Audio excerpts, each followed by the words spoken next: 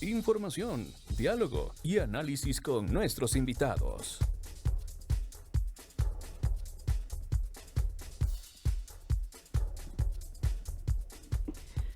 Y de inmediato, amigos, avanzamos con esta primera emisión de MECU Noticias. Quiero darle la bienvenida esta mañana a nuestro primer invitado en nuestro segmento de entrevistas. Leonidas Issa, expresidente de la CONAIE, se conecta con nosotros vía telemática para hablar acerca de las incidencias en el contexto del paro nacional convocado por la CONAIE y también una lectura respecto de lo que ha sido en estos últimos días la posición adoptada por parte del gobierno nacional, las denuncias de represión que se han hecho públicas en el transcurso de estos días y en las últimas horas. Leonidas, muy buenos días, bienvenido. Le saluda Belkis Sánchez. Estimada Belkis, buenos días, muchas gracias por la invitación y un saludo cordial a todos los ecuatorianos y ecuatorianas. Leonidas, quiero ir directo al grano en el sentido de que de alguna manera hay sectores que han buscado minimizar la protesta, la lucha en cuanto a esta convocatoria a paro nacional por parte de la CONAIE, porque no se ha visto que se haya consolidado, dicen algunos, y que como tal ha perdido fuerza. ¿Qué se responde desde los movimientos indígenas frente a estas lecturas que se tienen sobre el paro? Bueno, siempre han habido lecturas para minimizar la reacción de los sectores populares del Ecuador y que lógicamente se quede allanado las decisiones que toman los gobiernos de turno.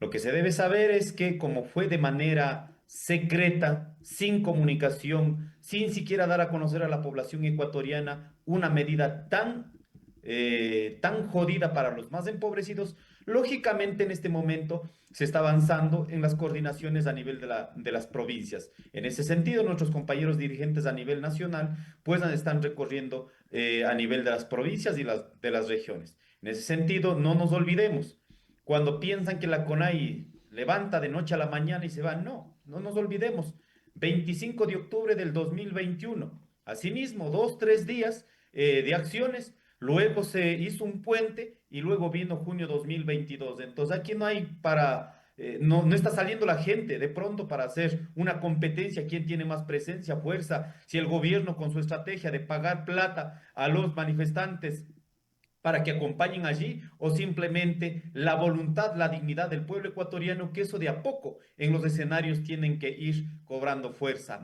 digamos, más de lo que está. Entonces, en ese sentido, no es un escenario de decir que no han perdido fuerza o que no tiene impacto, sino simplemente son las primeras reacciones y seguramente nuestros compañeros dirigentes hoy día tienen una reunión a nivel del Parlamento de los Pueblos y ahí tomarán una decisión. No nos olvidemos, como dije, 2021 levantaron como 5 provincias, luego sí, como estábamos en vísperas a finados, se hizo un puente y lógicamente luego consolidó un gran levantamiento que derrotó las políticas que continúa el gobierno de Novoa.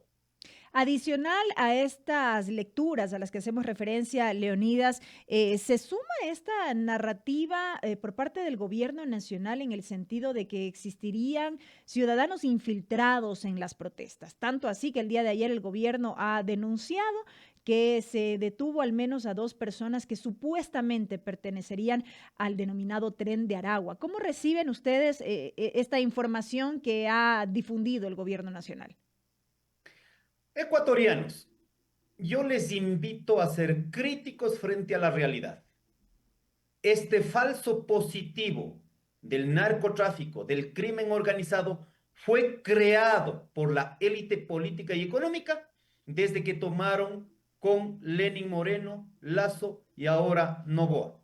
Entonces, esto no es un efecto que haya nacido de la misma población, sino es creado como lo hicieron en Colombia y en otras partes. ¿Y quiénes son los jefes de estas planificaciones mafiosas? Son los mismos grupos económicos y de la élite política que están tras de estos negocios. Ahora, frente a esa creación maquiavélica de estos escenarios, el efecto directo, ¿quiénes sufren? El pueblo ecuatoriano. De 3 maneras. Uno, el miedo directo de que te pueden afectar en las calles. Segundo, se afecta de manera directa también en las Fuerzas Armadas, en la Policía Nacional, en la infiltración en el Estado, y no aparecen los jefes. Como yo decía en la campaña, solo persiguen a los soldaditos de las mafias. Los jefes están haciendo negocios a lo que están combatiendo. Y tercero, en este momento está sirviendo para un escenario de que las luchas sociales, las luchas populares, por la implementación de una política maquiavélica del Fondo Monetario Internacional que no va a sacar de la pobreza a la gente y ni siquiera en las recomendaciones de más de 60 países que ha hecho no han sacado de la pobreza, está sirviendo para paliar. Se puede imaginar, declaran estado de guerra, declaran grupos terroristas y resulta que en este momento, hasta este momento, no han tomado las cabecillas de esos terroristas.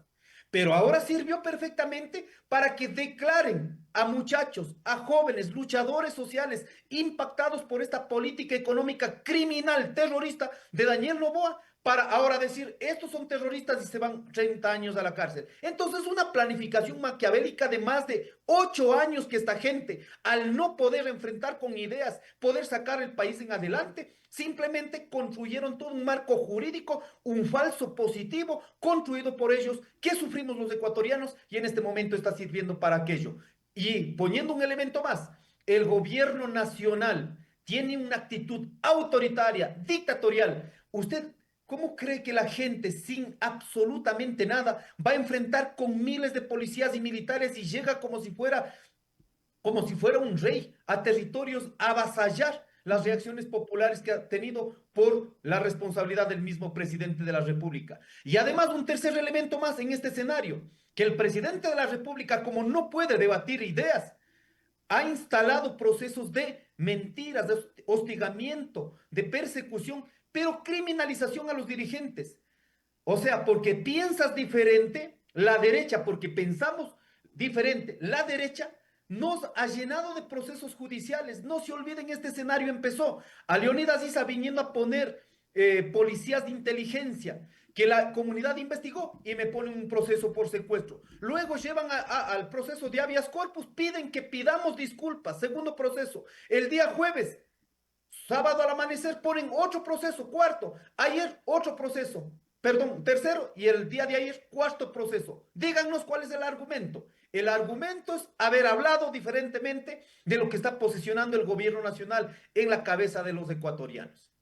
En este sentido, Leonidas, ¿ustedes rechazan categóricamente esta afirmación por parte del gobierno? Absolutamente. Que demuestren al Ecuador, a los ecuatorianos, a las entidades, realmente sobre qué argumentos dicen que los manifestantes que han tomado son parte de este famoso tren de Aragua. O si es que la son, como son falsos positivos, ¿acaso ustedes mismos, con toda la intención de dañar la movilización, lo infiltraron? Pero lo que sí puedo decir, ningún manifestante tendrá la condición en este momento de tener ningún vínculo. Los manifestantes han salido por una decisión de una economía criminal, porque aquí hay más de 5.700.000 personas, de acuerdo a las estadísticas del mismo Estado ecuatoriano, el 32% con pobreza estructural. Esto significa que no tienen más de $92 al mes. Esta gente, estos compañeros que ni siquiera se puede comer 3 veces al día, ¿qué se va a hacer? Esa gente está levantando. Y seguramente muchos de estos jóvenes, hijos de estos sectores populares, porque no tienen condiciones económicas, serán reclutados por las mafias, por los que son soldaditos de las mafias. Pero los jefes siguen haciendo negocio y ellos siguen planificando en la política nacional, infiltrados en las Fuerzas Armadas, en la Policía Nacional, o sea, tomados del Estado, y vienen a culpar a los manifestantes que están vinculados a aquello. Todos los que están vinculados en el gobierno, cuando escuchamos a los ministros, seguramente tienen un vínculo en ese nivel, porque están haciendo una planificación económica, perdón, una planificación política del manejo del Estado maquiavélicamente. Leonidas, de otro lado, ¿cómo está ahora mismo la situación del movimiento indígena? Y pregunto esto luego de que meses atrás vimos una suerte de división por parte de algunas filiales, sobre todo en la Amazonía, que un poco se decantaron por respaldar al gobierno nacional, pero que vemos ahora se han sumado a esta convocatoria al paro y ayer ya dieron a conocer esta postura clara en el sentido de avanzar en estas acciones. ¿Podemos hablar de una unidad del movimiento indígena en este contexto actualmente? Este escenario nos va a permitir unificar, lamentablemente, mis hermanos de la Amazonía, mis hermanos de Chimborazo, mis hermanos de Otavalo. Lamentablemente tuvimos que sufrir este atropello, esta mentira, esta política maquiavélica del presidente Noboa para que se den cuenta. Cuando yo hace un año les dije, compañeros, por ahí no es la vía. La derecha nunca nos van a dar los derechos. La derecha lo que está buscando en estos años es cambiar la constitución para eliminar los 21 derechos colectivos, para eliminar la plurinacionalidad, la interculturalidad como una condición de convivencia política en el Ecuador. No entendieron, los compañeros quedaron con miedo, con el miedo instalado de la derecha ecuatoriana del anticorreísmo. Yo jamás he sido correísta. Yo les dije, compañeros, este es un escenario donde debemos elegir con quién vamos a luchar. Vamos a luchar con una derecha filofascista. Yo ya les dije, hace más de un año, esta actitud del presidente Noboa y los que acompañan tienen una actitud filofascista. Les dije, compañeros, vamos a luchar con esa clase política o luchamos con una clase socialdemócrata que encabezaba la señora Luisa González. Yo es más, en un evento del agua, al compañero José Esa, presidente de la Confenía, y dije, compañero, no nos equivoquemos en este escenario. Debemos elegir con quién vamos a luchar luego del proceso electoral. Yo te invito que luchemos con la línea de la socialdemocracia, que seguramente vamos a seguir luchando contra la minería, contra esta visión económica desde esta perspectiva, pero luchar contra el neoliberalismo, los que están allanados al Fondo Monetario Internacional, los que van a hacer caso a lo que dicen, lo que dice Norteamérica, lo que dice Donald Trump, es mucho más pesado. Compañeros, seamos conscientes. Y que me dijeron, no, este es correísta. Oigan, han metido tan vacío los elementos de discusión que a mis hermanos fueron llevando también ese escenario. Y es más, yo les dije a los compañeros, Noboa no va a dialogar con ustedes, ni antes de campaña, ni en campaña, peor cuando sea gobierno. Y eso está pasando. Uno no es brujo para saber, como diría la doctora Tibán. A la doctora Tibán dije lo mismo, no es posible por ese camino. ¿Pero qué dijeron? Quedaron con el odio contra Correa porque habían perseguido. A mí también me persiguieron. Yo también estaba en la cárcel. Pero mirar las magnitudes de este momento es desastroso porque ya no es una posición política ideológica únicamente del presidente, sino es una posición política ideológica de todos los que acorralan. Y eso significa que ahora está mucho más claro la lucha de clases. Los ricos, un puñado de ricos, la plutocracia no está dispuesta a ceder nada a las peticiones, a las propuestas de los sectores empobrecidos, clase media del Ecuador. Y lamentablemente hay un sector de la sociedad, clase media, empobrecidos, que siguen obnubilados, lavados la cabeza, apoyando, ya sea por conciencia o por pagados, siguen apoyando ese proceso del presidente de la República. Leonidas, ¿se ratifican en esta denuncia que también se hizo pública en estos últimos días en el sentido de que ha habido un bloqueo de cuentas de varios dirigentes del movimiento indígena? Sobre esto se le consultó esta semana a la vocera de gobierno y claro, ella salió al paso con una respuesta escueta en el sentido de habrá que preguntarles a ellos. Pero ¿qué ha sucedido con esto? ¿Ha sido su caso? ¿De qué casos estamos hablando? Veo que la mayoría de las cuentas de las organizaciones sociales, la mayoría de las cuentas de nuestros compañeros dirigentes han sido cerradas. Y decir a la señora, Cerradas, no bloqueadas, cerradas. perdón, cerradas a la mayoría de los dirigentes. Lo que deja claro es que hay un trabajo coordinado. El poder político dirigida por el presidente Daniel Noboa y la decisión política de los bancos privados. Deben entender aquí hay una unidad de clase. Los ricos que dirigen políticamente y el sistema financiero privado que dirigen, en este caso, bajo tutela del presidente de la República. ¿Qué más quieren que demuestre?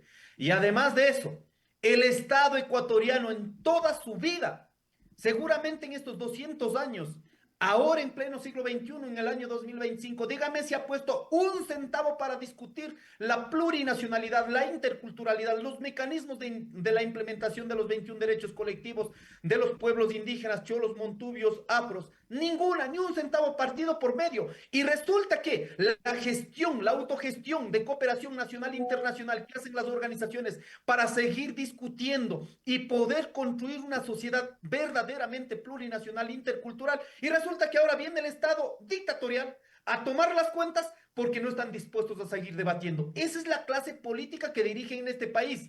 Y hay ciudadanos que no han podido salir de ese estado de zombie para discutir realmente qué país queremos construir. Por ello, rechazamos y condenamos esta persecución a dirigentes con procesos judiciales, cierres de cuentas de dirigentes, de organizaciones. Lo que está claro en este momento es que el poder ejecutivo de la plutocracia, el resumen de la sociedad, de un resumen de ricos, no es ni siquiera de todos los ricos, de estos 25 gentes que controlan la economía y no pagan impuestos, perdonan para sí mismos. A la cabeza está la familia Noboa y la gente sigue diciendo que nosotros no hacemos el esfuerzo de entender la eliminación de los subsidios. Estos están dirigiendo, tienen controlados la Asamblea, el Poder Ejecutivo, el Poder Legislativo, controlado el Consejo Nacional Electoral, Consejo de Participación Ciudadana y la Corte Constitucional. No puede ser que aceptemos semejante cosa. Y aquí el presidente dice hay que ser democráticos. Oiga, pero no creo que tiene ningún sindéresis lo que está haciendo y con la vida real. No creo que se da cuenta, pero realmente en este proceso está claro el camino a la dictadura, al autoritarismo y en una actitud fascistoide que está instalando en el Ecuador. Esto debe la ciudadanía tomar conciencia, no porque diga Isa, sino porque está viviendo esta realidad en este momento. Y lo último, Leonidas, Imbabura ha sido una de las provincias que ha participado de manera mucho más activa en este llamado al paro nacional. Ha habido protestas, ha habido enfrentamientos en estos últimos días y conocimos, y lo daba a conocer hace minutos cuando empezaba este espacio informativo, el presidente de la República se ha trasladado justamente a la zona de Otavalo en horas de la madrugada y entendemos está presente en ese punto de la provincia. ¿Cómo leen ustedes esta acción? Varias acciones adoptadas por el presidente Daniel Noboa han sido calificadas por muchos como estos intentos no solo de desestabilizar la jornada de protesta, sino también de provocación al movimiento indígena. Totalmente, tiene una actitud guerrerista, una actitud militarista, una actitud de confrontación, nada de diálogo, ninguna de diálogo. En este proceso lo que ha ido a hacer en la provincia de Imbabura es a seguir provocando. ¿Y por qué es una de las provincias que más se ha levantado? Hay un sector muy importante económicamente y veamos cuáles van a ser los sectores más perjudicados. Es el sector comercial. Y en Otavalo, en Imbabura, hay sectores muy importantes que sostienen la economía del Ecuador y que van a ser gravemente golpeados. Va a haber un incremento entre el 30 y 40%. Y esos sectores, si no tienen una política que permita mantener, lógicamente van a sector donde van a despedir a los trabajadores. En ese sentido debemos de entender que este no es un problema político, como ha posicionado el presidente de la República, sino es un problema económico. Y en los sectores como agricultura, comercio, ganadería, son los sectores donde mayor cantidad de empleo están dando. Y estos sectores son los más golpeados y lógicamente esto va a ir profundizando más en los siguientes días. En ese sentido, yo les invito a los ecuatorianos que podamos realmente hacer conciencia de lo que está pasando en la economía más humilde de los ecuatorianos. En un minuto, Leonidas, porque nos llega una pregunta aquí a nuestro WhatsApp y forma parte de las inquietudes quizá de muchos ciudadanos cuando hablamos de la organización de una jornada de protesta como esta. Dicen, ¿cómo se financian? ¿De dónde sale ese dinero?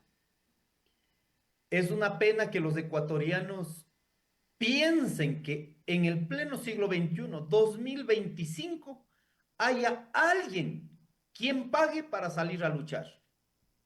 Oiga, para poder discutir la plurinacionalidad, la interculturalidad, usted tiene que construir marcos de discusión nacional e internacional. No es que la plata viene para de pronto una cooperación en este sentido. Pero pensar en el año 2025 que alguien en el mundo, alguien en el Ecuador paga para movilizar, realmente esa cabeza está tomada por la cabeza de Daniel Noboa. O sea, una cabeza que no piensa, solo impone a partir de lo que producen sus asesores. La lucha no paga a nadie, la lucha la sostienen los pueblos, la lucha la sostienen los empobrecidos. Y aquí quiero un poco decir también, de pronto fue interpretada de otra manera lo que dijo el compañero Marlon Vargas. No sé si ha dicho o simplemente produjeron con inteligencia artificial. Muchas gracias, Dios le pague. La clase media, los empobrecidos de las ciudades de Quito y de todas las ciudades del Ecuador, históricamente han ayudado a sostener la lucha. ¿Cómo pueden pensar que alguien pague cuando la gente se organiza por calles, por barrios, en las ciudades, preparan una comidita, Dios le pague para un día, 2 días, 3 días, y van así sucesivamente? ¿Usted cree que esa gente paga?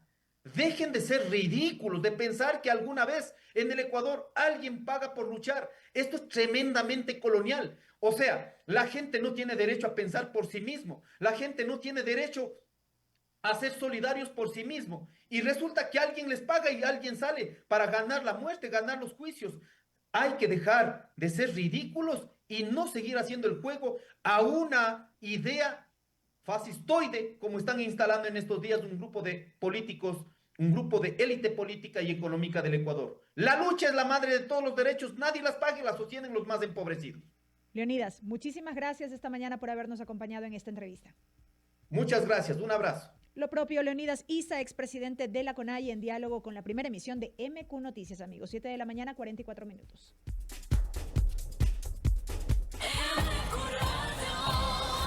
Noticias.